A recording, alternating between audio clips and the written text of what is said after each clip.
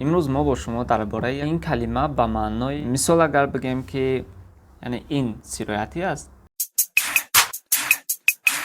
سلام علیکم دوستان، خوش آمدید به کانال ما انگلیش خانه.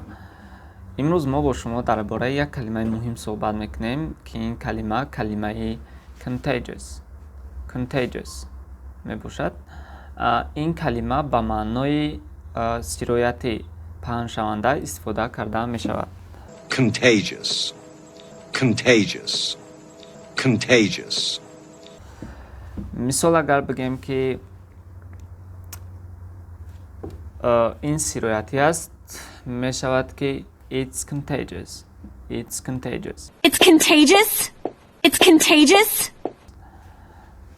اگر بگیم که این خیلی سرایتی است، یعنی که این خیلی پهن شونده است، می شود که it's very contagious.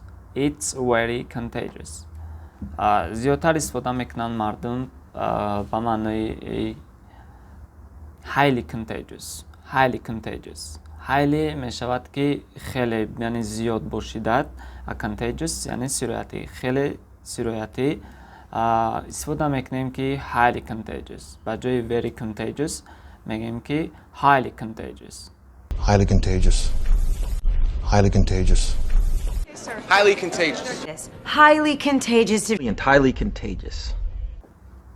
اگر بگیم که این خیلی سرایتی است، می شود که it's highly contagious. برای مثال coronavirus is highly contagious.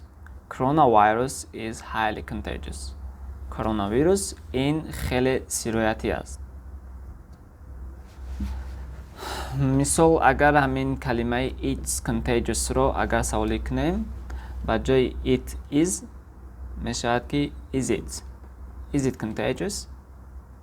it contagious یعنی این سرایتی است. Is it contagious?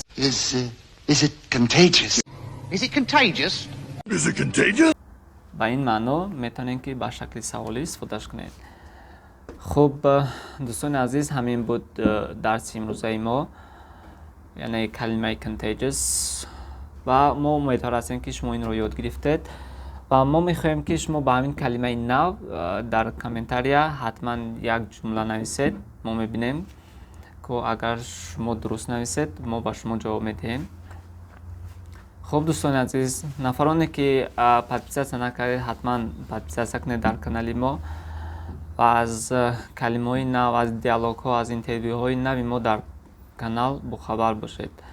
خب موفقیت دوستان، برای کار.